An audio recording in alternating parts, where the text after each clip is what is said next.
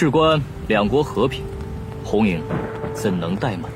好，那朕封他为郡主，前往西戎，如何呀？既然他已有喜欢之人，你如何让他心甘情愿地嫁给我？所谓君为臣纲，夫为妻纲，假以时日，他定然会接受。但是，我要求你，这件事情一定要做到万无一失。毕竟，他喜欢的人，并非普通人。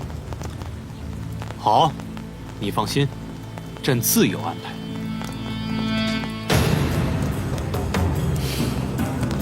3日之后，西戎退兵边疆。那还请洛王子静候朕送去的美娇娘。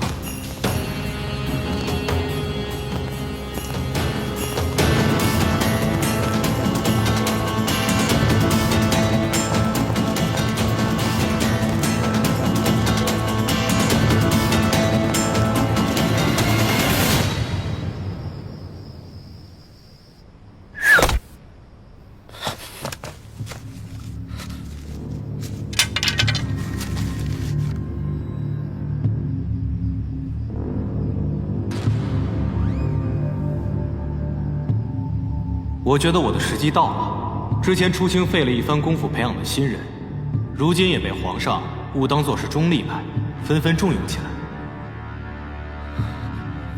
敢问李大人，你和我大哥是在什么时候认识的？哎呀，这个说来话长了。我和初清当年一起参加科举考试，后又一起入朝为官，只不过我祖上的身份不太好，所以至今也没有什么大作为。初清大哥，对你是真心的呀，真心。我们从来没有圆过房，直到现在都合衣而睡。既然他不爱我，为什么要娶我？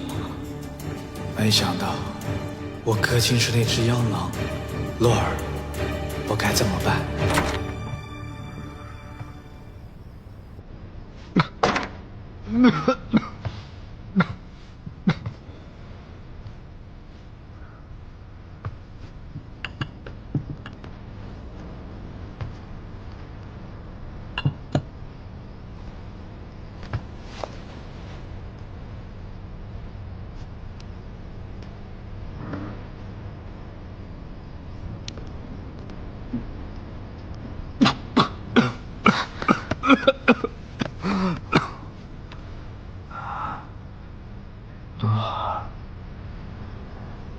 你瘦了。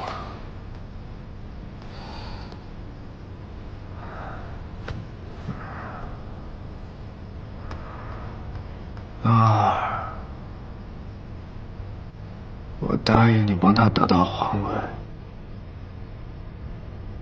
我做到了。可是洛儿，你知道吗？如果不帮祈愿的话，四皇子那个性格，他根本当不了一个好皇帝。但我现在帮了祈愿，我觉得更后悔，我好难过。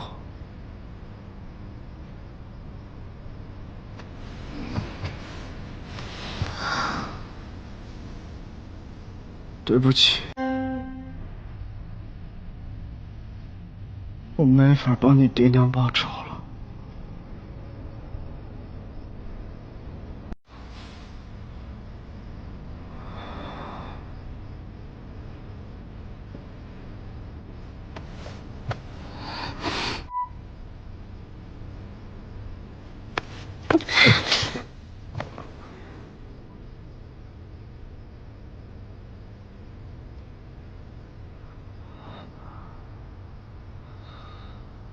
你能帮六皇子夺得皇位，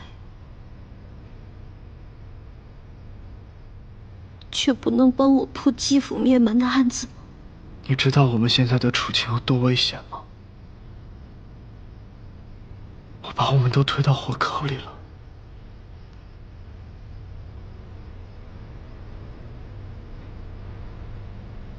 反正我爹娘也已经死了，我苟且活了这么多年，现在去见他们，也不算辱了戚家的门楣。若是真的不问青红皂白就去偷生，才是不行。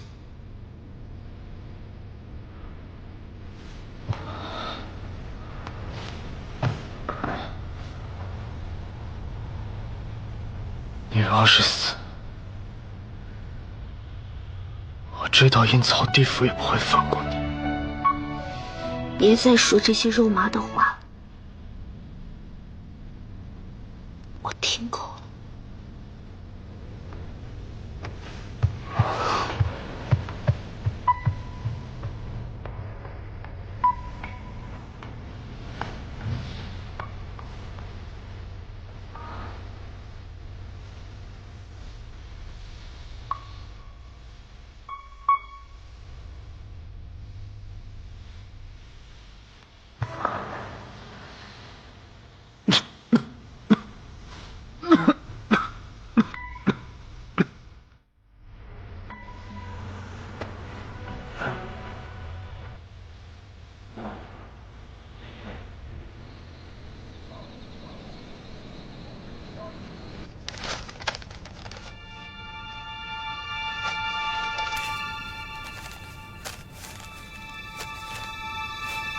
初青大哥，求初青大哥帮帮我！来，你快起来，都是一家人，说什么帮不帮的？此事事关一落的生死啊！师父不帮我了。来，先起来，慢慢说。来。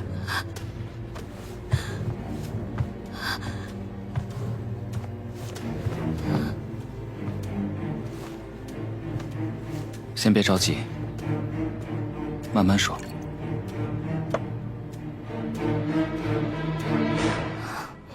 初先生，这是我在初青院子里找到的火阳乐。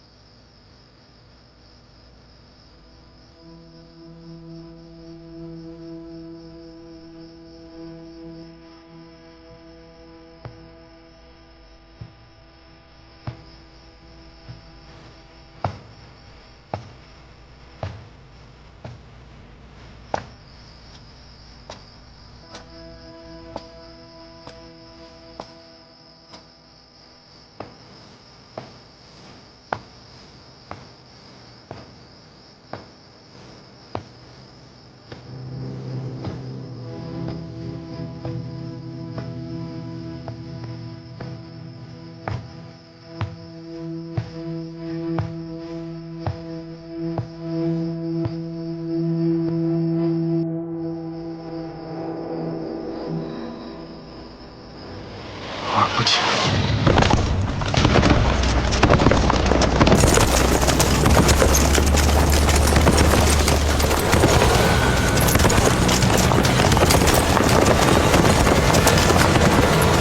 父王，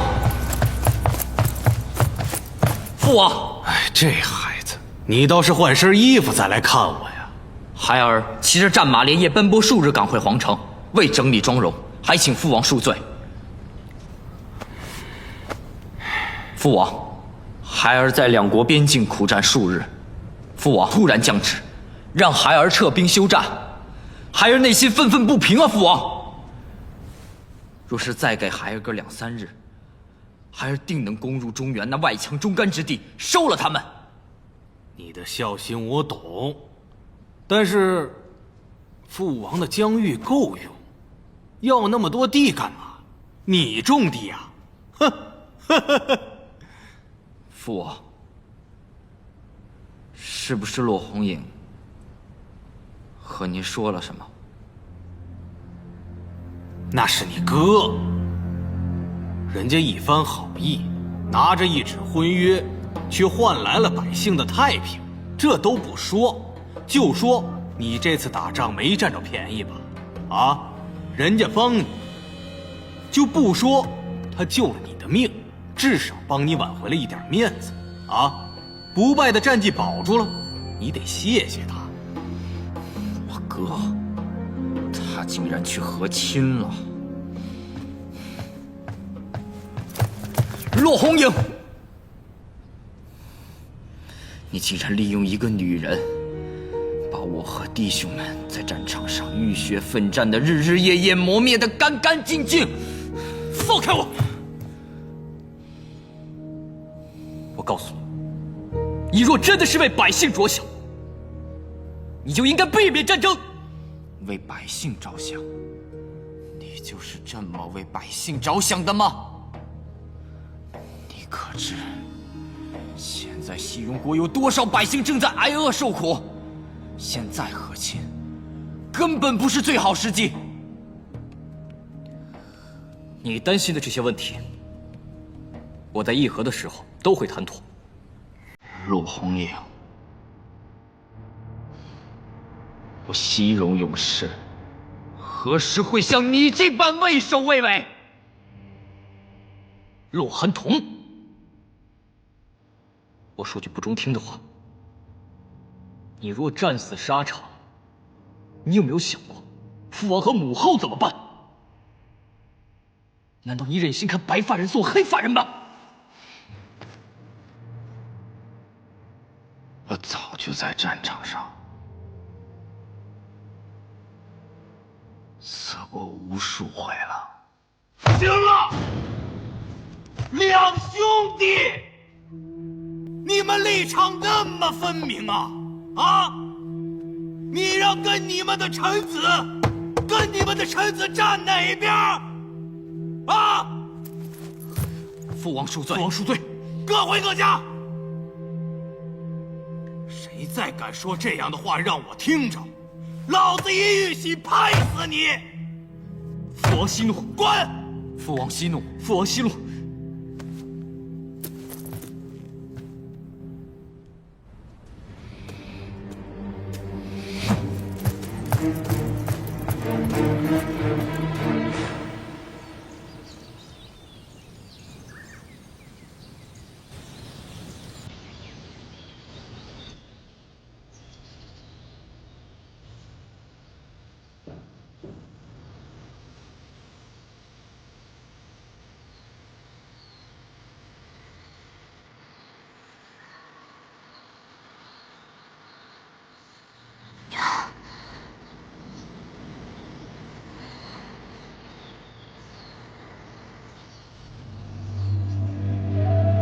初清大哥，这是哪儿啊？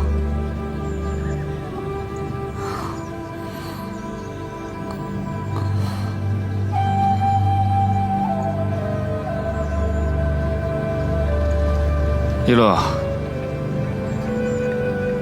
其实我真的很担心你，你能不能够接受这样的事实？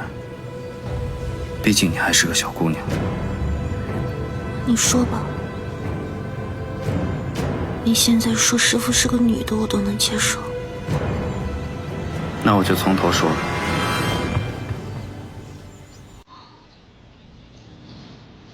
10几年前，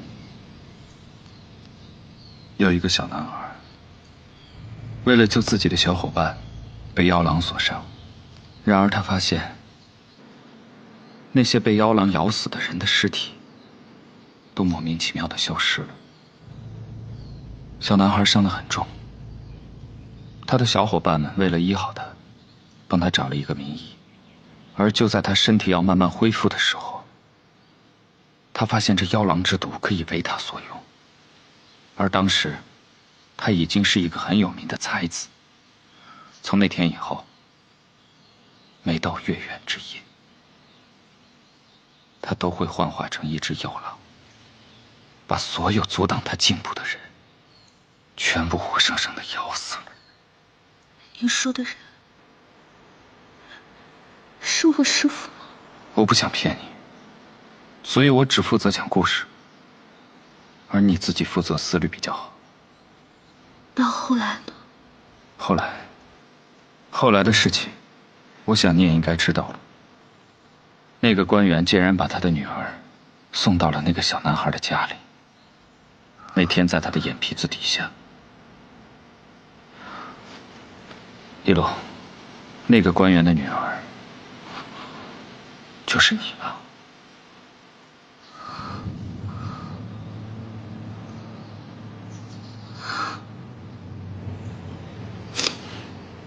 那这么说，就是那个小男孩杀了你全家？别再说了，求你别再说了。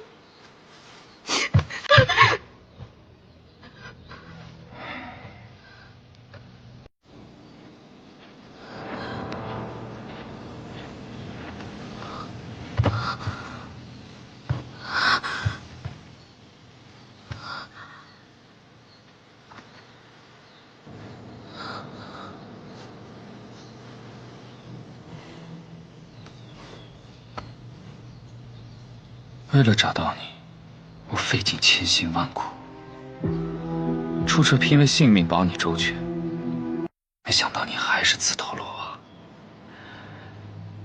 原来是你，你还真是个猪脑子。出车他这么聪明，居然教了一个你这么笨的徒弟。你为什么要骗我说是我师父？我从来都没有骗过你，我也从来都没有说过你师父就是那个小男孩。我说的一切都是真的。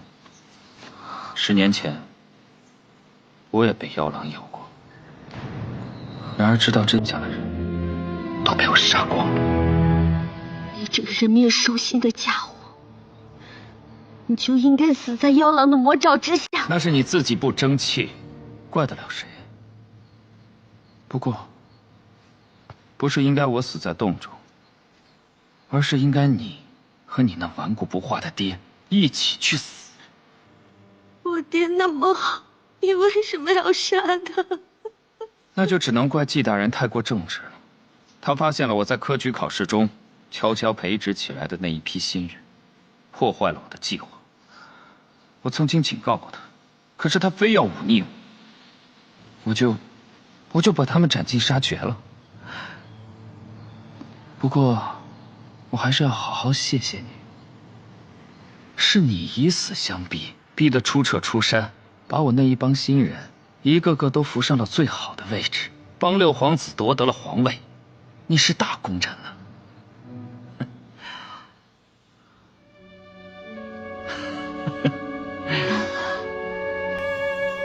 是我毁了一切。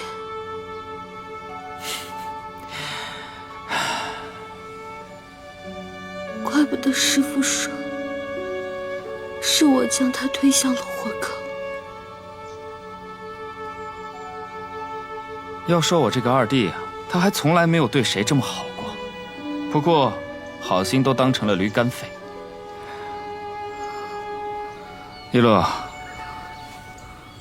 你已经中了我的毒，我想你也活不了多久。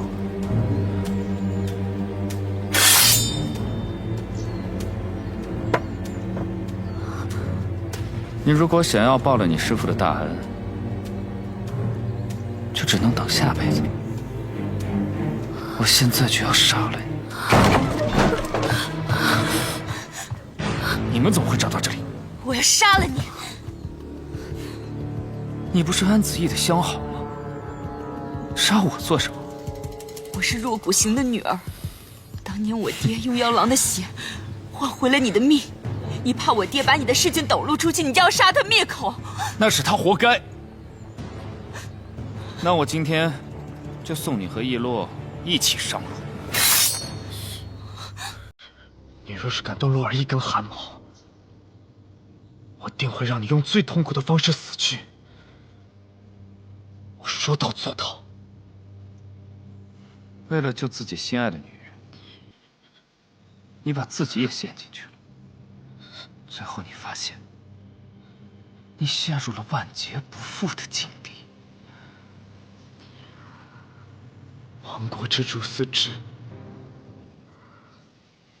亡国之臣嗣重，相似之物，此愚者之所大祸，而圣人之所加虑也。我恨你，从来就不是一路人，你是个畜生。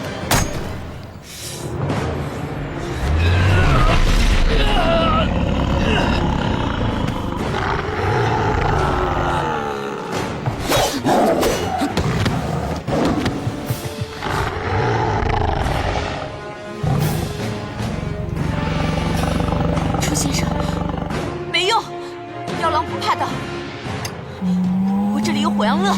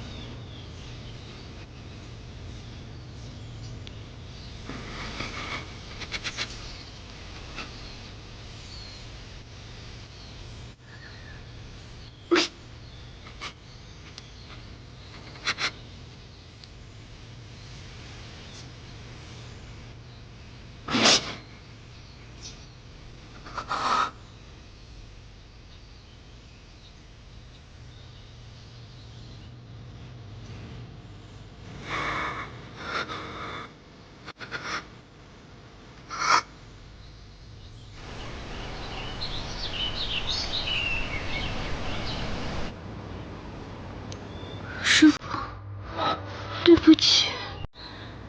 龙儿乖，师父在。你别走，别走。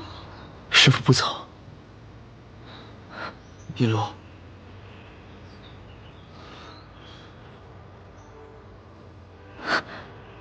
龙儿，醒了醒了。师父，你也死了。你可算醒了。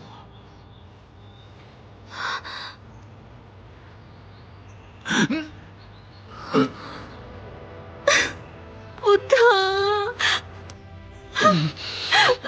我一定是死了，一点都不疼。你当然不疼，你掐的是我的手啊！对不起。你要对不起的人，可不是我。我真的还活着吗？可是我被下毒了呀！下毒了有我呀，怕什么？嗯？你们是怎么找到我的？是你师傅呀，他拼命的找。他把初清身边所有的朋友，包括京丁府衙所有的衙役，都逐一严刑逼供，这才说出了好几个可疑的地方。对不起，我只会给你们拖后腿。初清他死了，我们的仇终于报了。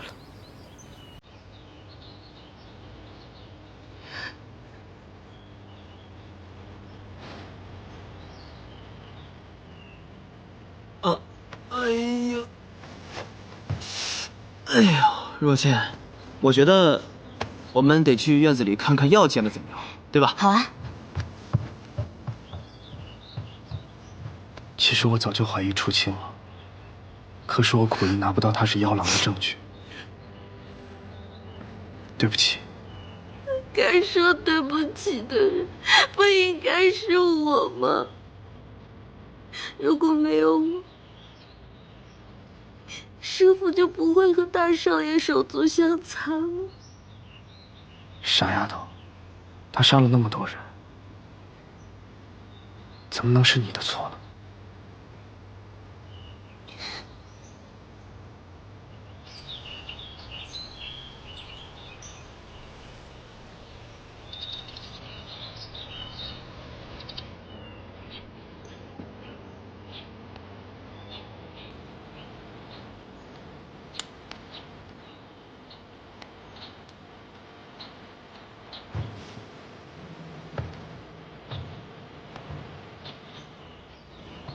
应该是人言一场，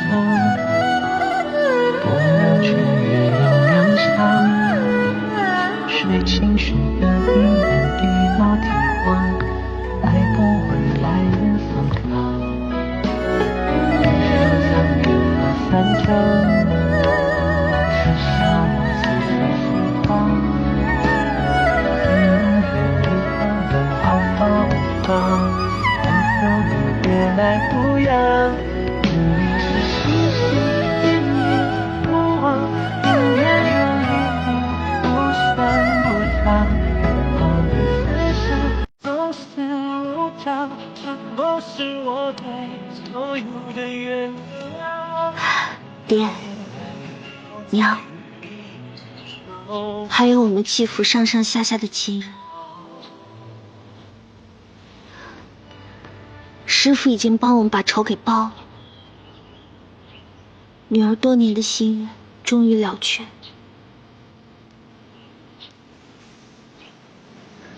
这么多年了，千万不要怪罪女儿没有办法祭拜你们。师父不让我留给恶人半点线索，也是为了保全我这条小命。爹娘，女儿不孝。今天给你们烧很多的纸钱，把之前欠的全都补上，管够。你们在天之灵也可以宽慰。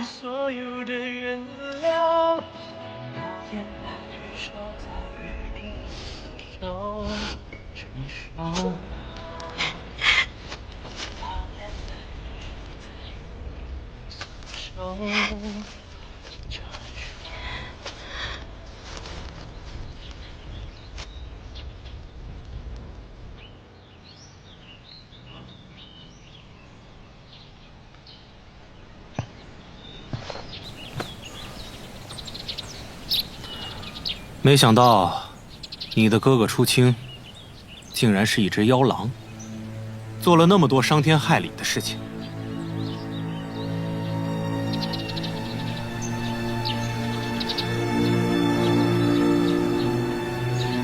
这么多年，他一直跟着我。现在我当上了皇上，他却是一只杀人的妖狼，我心里很难受啊。那皇上是不知道初清就是妖郎了？当然，朕怎么可能会知道？那初清做的所有事情，皇上定也都是不知道了。我原本以为，只要他一片忠心就够了。没想到啊，没想到，好像现在所发生的一切，都跟朕有关似的。陛下，草民还有一个请求。提。皇上正在重立金鼎官一职，出撤恳请出任。你一向并无参政之心呐。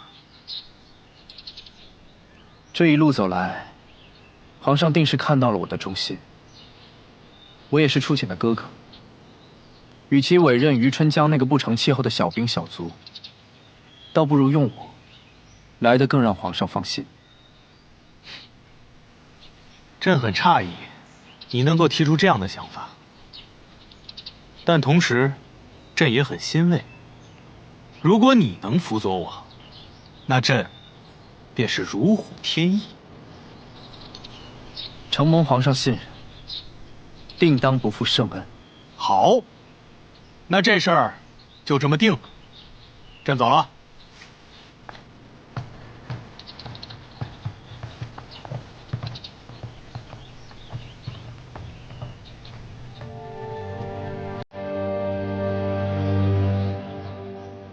师父，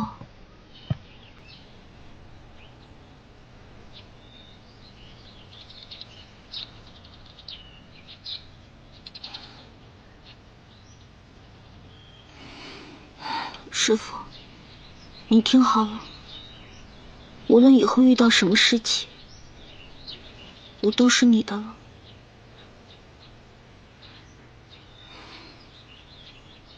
你也只属于洛儿一个人的了。我答应你。能跟师父在一起，一天都不愿意浪费，一刻都不愿意等。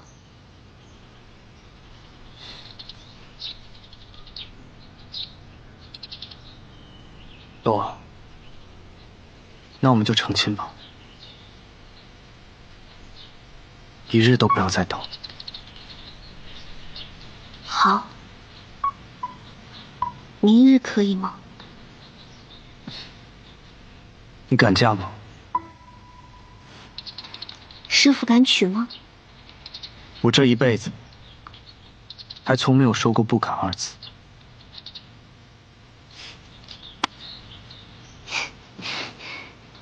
那洛儿从初浅姐姐那里出嫁可好？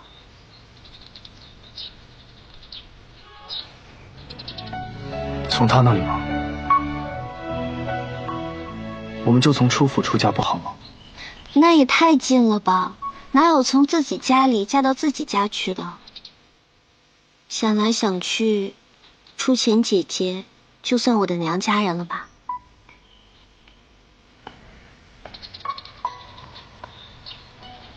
如此说来，确实初浅合适。那我们要不要选个吉利日子啊？今天是几月几日？和洛儿在一起的每一天，都是良辰吉日。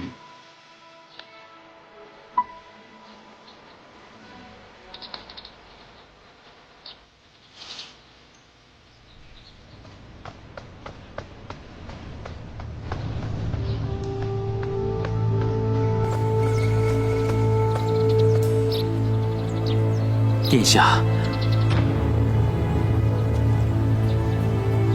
这是侯，殿下您看了便知。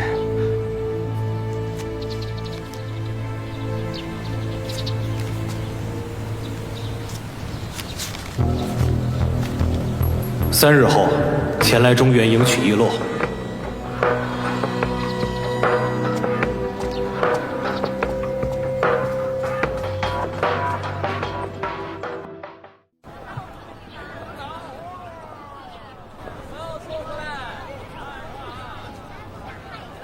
我听朱者说，皇上要封你做皇后娘娘的义妹，取名叫初若。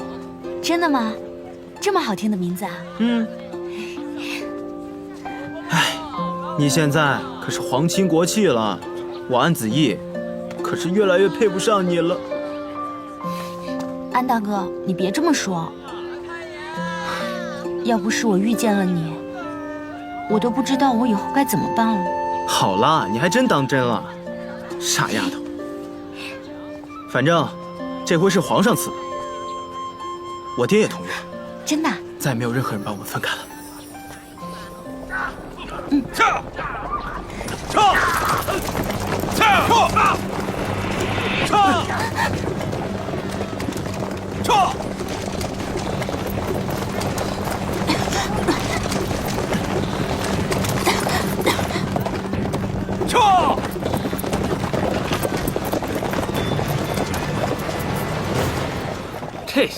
来个几天，在京城里横冲直撞。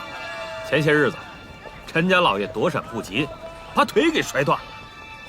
哎，大哥，啊，他们是来了干什么的呀？我听说是西戎国的护卫队。西戎？西戎？对呀，这么大事儿你不知道？西戎大王子3日前进京了。他们几个来做什么？这我就不知道了。不过我听说啊，他们是来和亲的。和亲？我只是听说的。这皇宫里，启燕这么年轻，怎么可能有小公主与骆红影成亲呢？太奇怪了。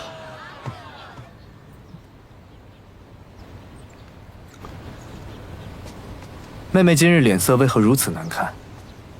初浅最近睡眠不太好，总是头疼。是啊，最近事务繁多，这不，刚刚才见了那个西戎国的大王子骆红影。不要说了。叶落最近怎么样？骆红影怎么了？啊，没事。你知道的，中原和西戎两国之间，四哥要卸甲归田了。所以，他骆红影跟你提出了怎样的条件？不说这个了。初彻，你今天过来有什么事吗？我想要在这几日迎娶洛儿。洛儿希望能够从皇后娘娘这里出嫁去我的燕暖与收阁，所以我今日来，是想请问二位的意思。这么快就要成亲了吗？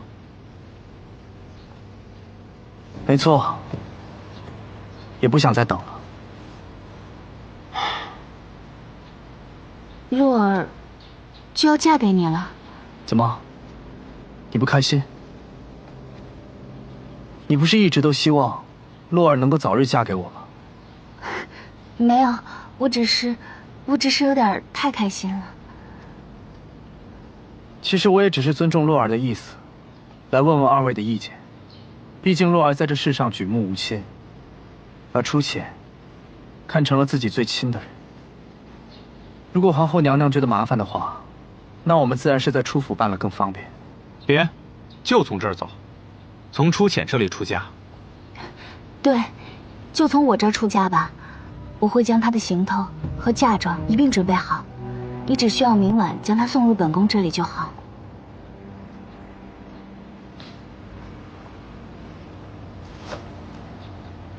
谢皇后娘娘。都是一家人，谢什么谢？那微臣就先告退了。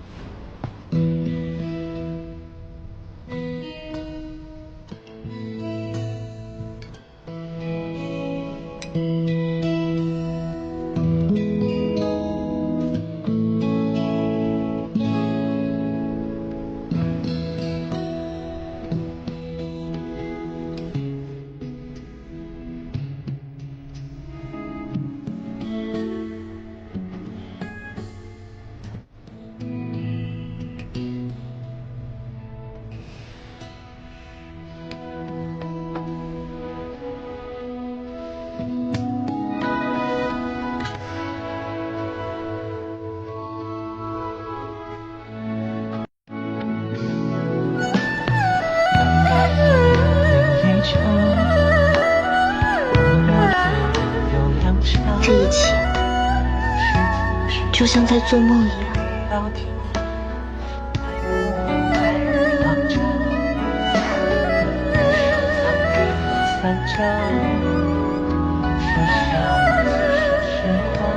明晚就见不到洛儿了，今晚我一定要好好的抱紧。师父，你以后会把洛儿放在心上吗？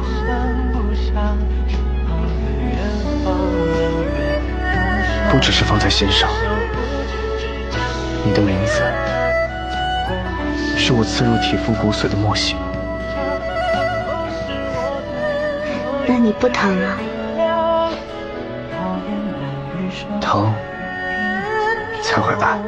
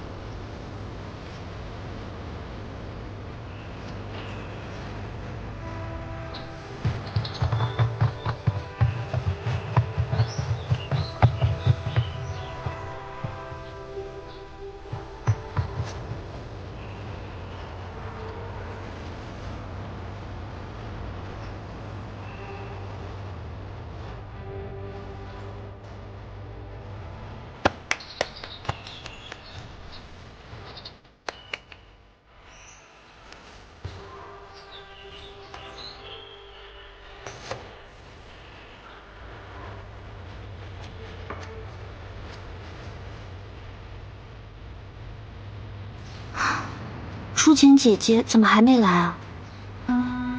快去帮我催催她，我还想跟她说上一句知心话呢。回小姐，奴婢也不清楚，应该是快到了吧？我们去马车上等吧。好。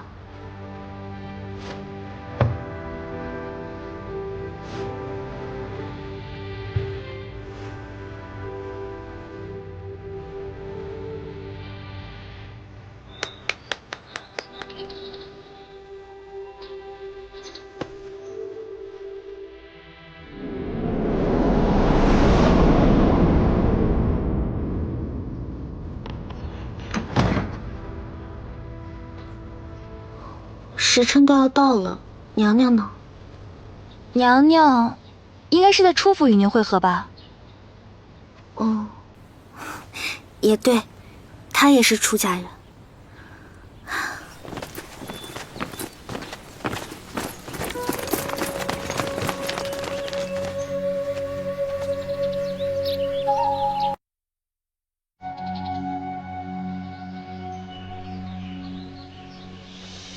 传皇上口谕。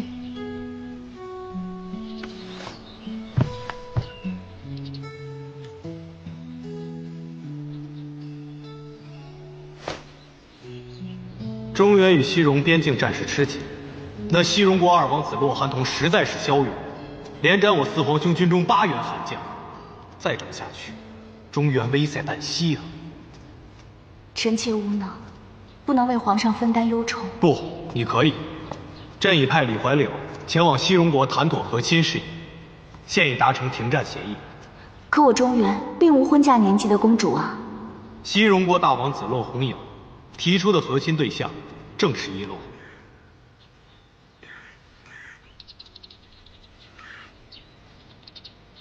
这怎么行？我二哥怎么办？这怎么就不行了？难道中原黎民百姓的安危还抵不过他出撤和一洛2人的幸福吗？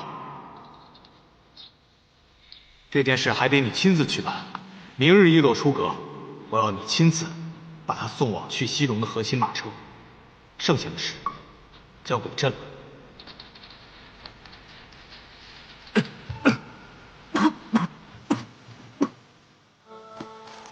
出发！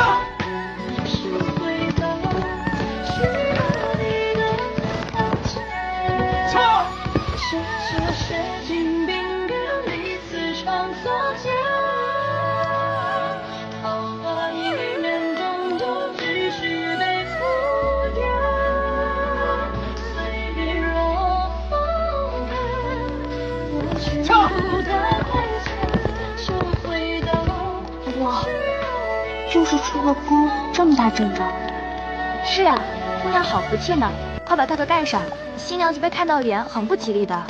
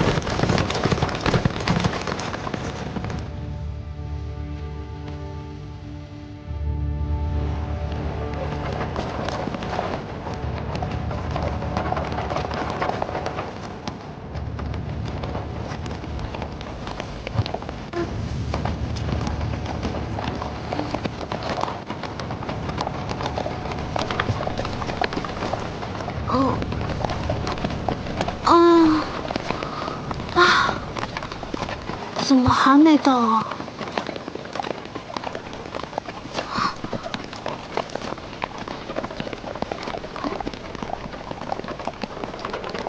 怎么回事？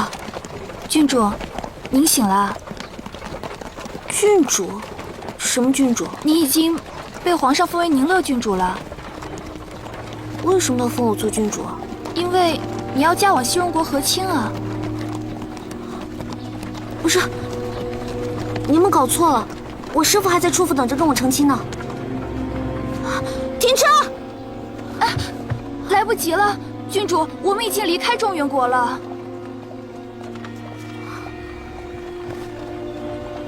你们怎么这样啊？怎么连新娘子也能搞错？怎么办事的呀？太糊涂了吧你！栾驾中，可是中原国的宁乐郡主？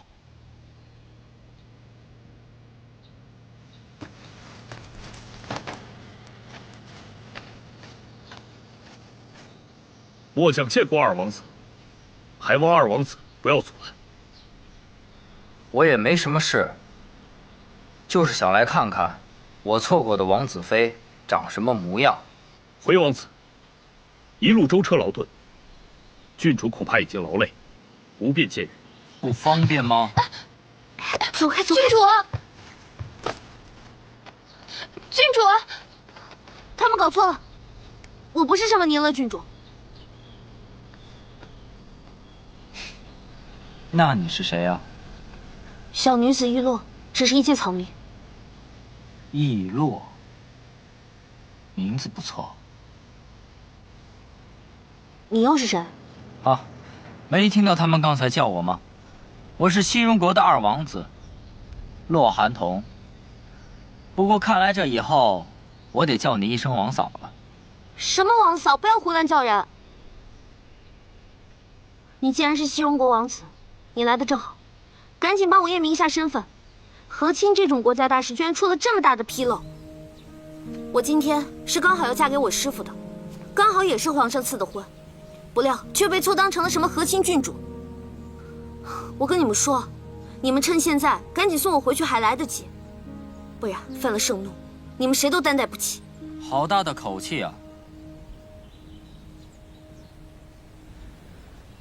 你就是中原郡主陪嫁的丫鬟吗？奴婢拜见二王子。说，怎么回事？郡主也能被搞错了吗？回二王子，这就是皇上亲封的宁乐郡主。胡说八道！皇上亲封的，我怎么一点印象都没有？这道圣旨，奴婢还随身带着呢。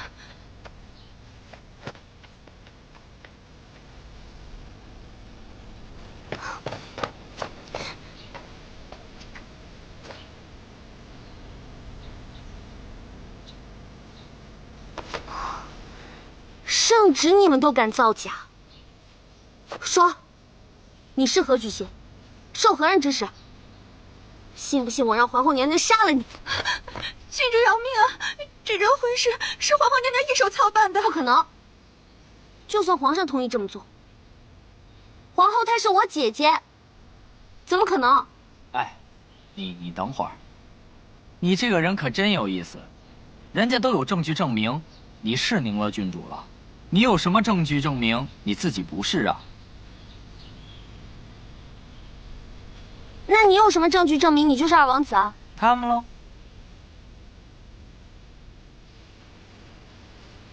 那你们也帮我证实一下，我不是宁乐郡主。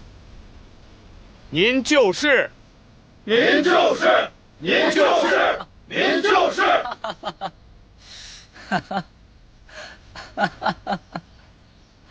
哎，还忘了告诉你了，本来呀要和中原国和亲的人是我，可是我大哥听说要和中原国和亲，就非要死缠烂打自己去和亲。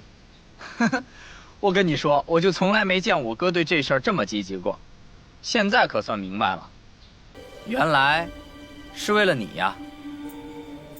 陆红影，你看我说什么来着？果然是旧相好吧？我这名字还没说出来呢，他就脱口而出了。喂，我跟你大哥只见过几次面，凭什么说我跟他是旧相好？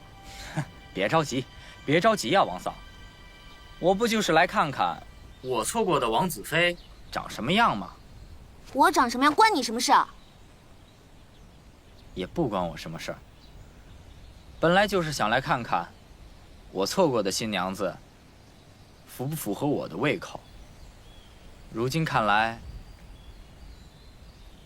有点意思。算了，我懒得跟你们这些人费口舌。总之呢，我是奉了中原皇上的旨意嫁给我师父的，我们是真心相爱的。既然你们都不愿意听我的，也不相信我，反而想要将错就错，罢了，不跟你们玩了，我走了。郡主，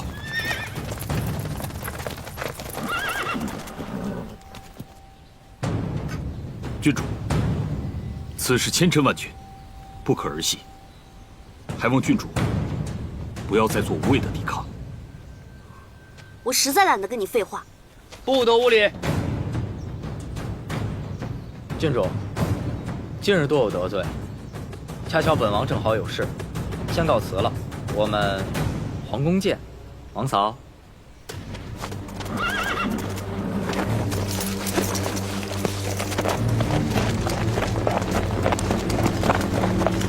郡主，我们上车吧。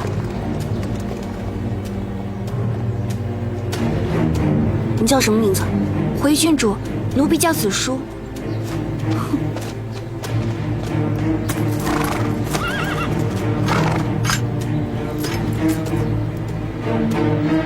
出发！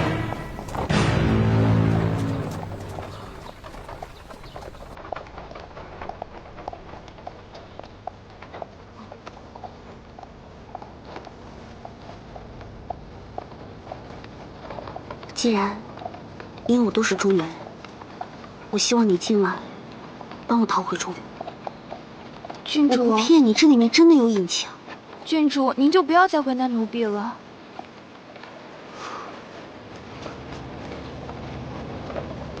皇后娘娘当真知道此事？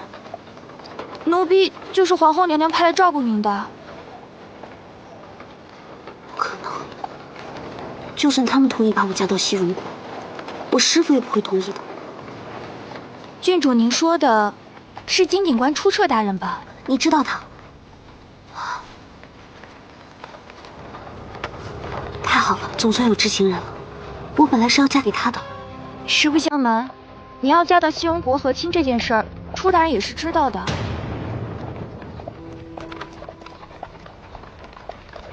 难道大家都知道？就我们在鼓里？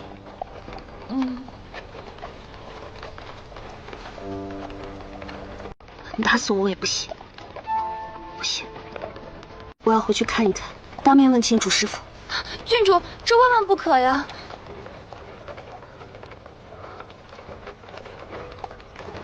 你帮我逃出去，然后我也放你走，或者你跟我留在楚府，我保你一辈子衣食无忧。这怎么行？你若是不帮我，就死在你面前，你照样交不了差，横竖都是死。那也不行，奴婢誓死也要守在郡主身边。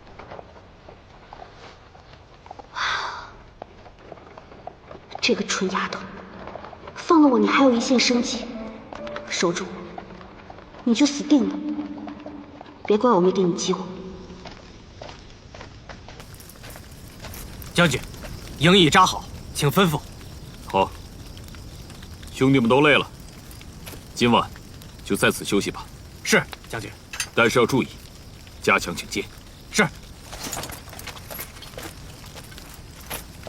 听着，兄弟们，加强警戒。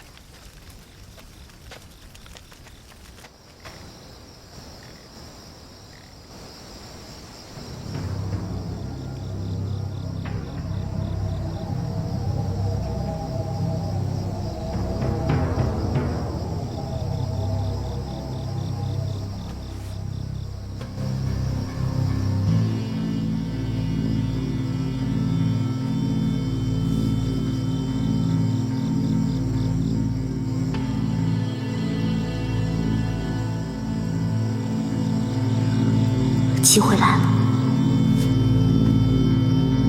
我要不要先把他打晕啊？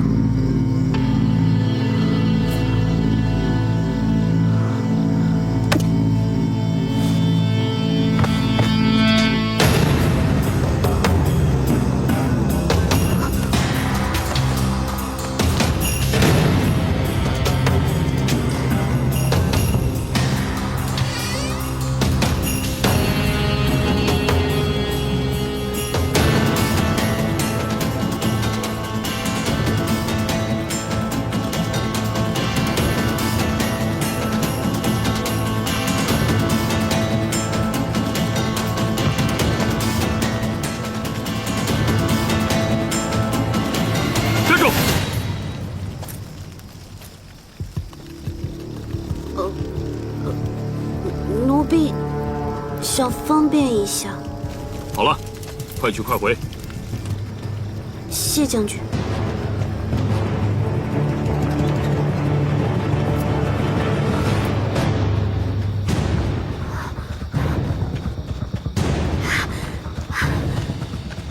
去哪儿啊？是。王嫂，我们今日一别，怎么这么快就忘了？是你。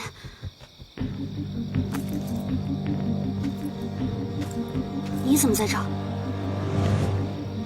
中原郡主和亲逃跑，我作为这个国家的二王子，自然是要帮哥哥追回嫂子。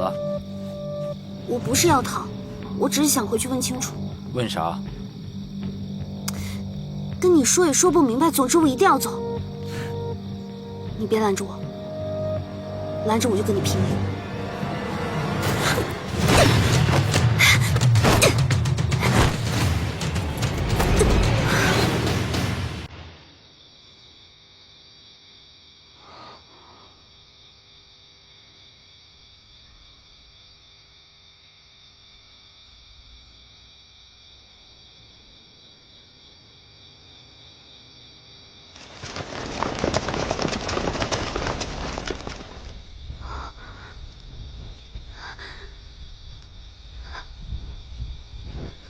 小我求你了，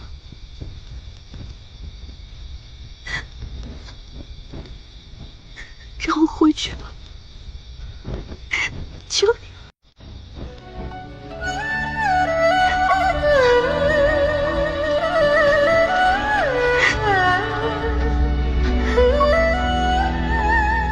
我就回去亲自问一问师父，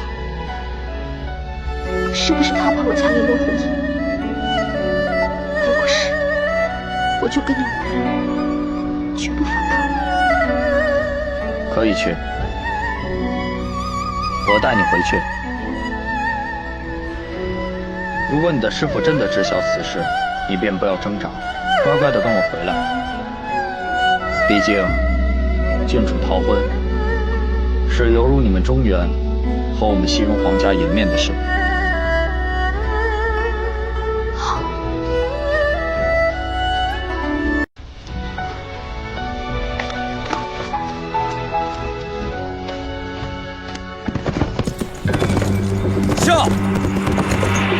撤！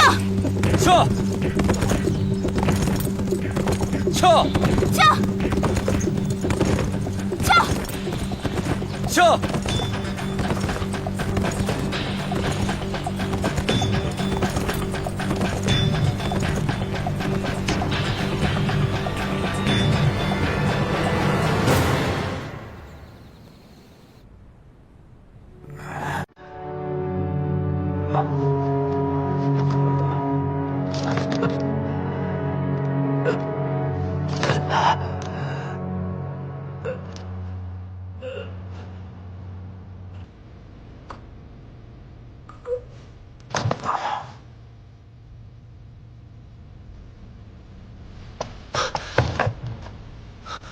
若曦，若曦，若曦，若曦，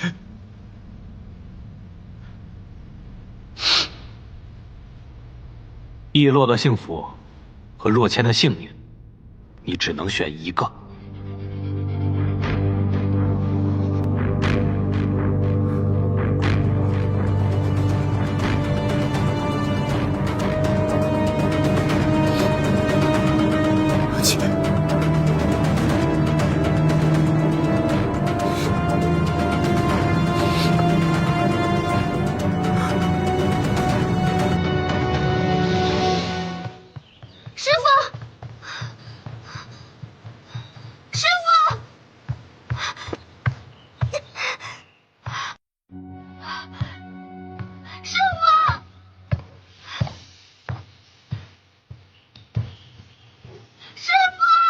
点。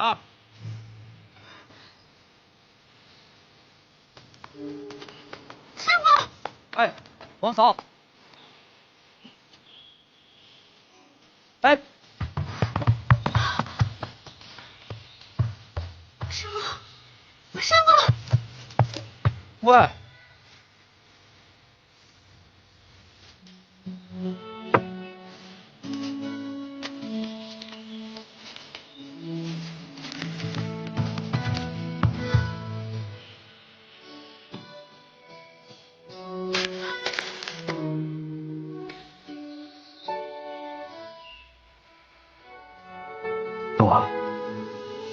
在一个男人的心里，江山始终比女人重要。中原的安定需要你，为师认为你义不容辞。之前的种种，愿你放下。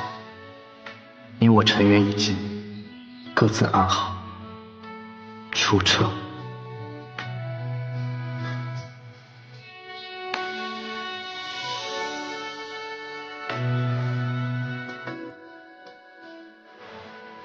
这种男人不值得你为他哭。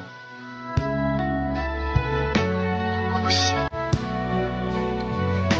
我师父不是这样的人。嗨，我告诉你吧，男人呐，其实都是这样的，在一起的时候说的可好了，都是非你不可，可以不要江山，不要天下，可到了关键时刻，在利益面前，女人啊，永远都是他们第一个牺牲的物品。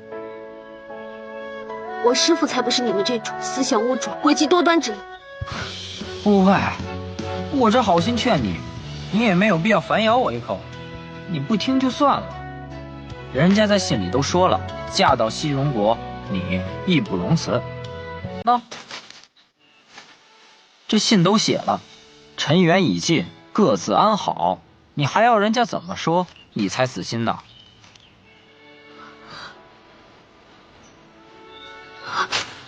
哎，你去哪儿？我要去找我师父。你知道师父在哪儿吗？你就去找。安大哥，安大哥，安大哥，安大哥，一洛，我师父在哪儿？这信对自己虽然很像我师父，但一定不是他写的，对不对？我不是要嫁给我师父的吗？到底发生了什么事情啊？你师父在宫里。宫里，你快带我去宫里，我们去找师父。这封信你不是找到了吗？你应该都明白了。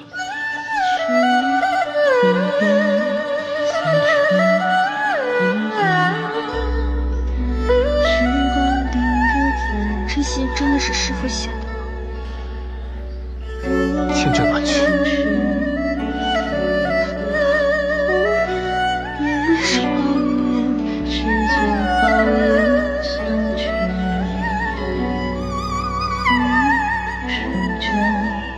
师父他不要我了吗？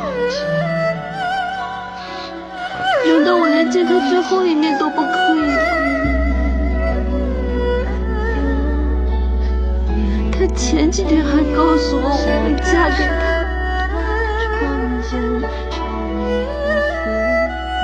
现在却在我不知情的情况下把我嫁到西戎。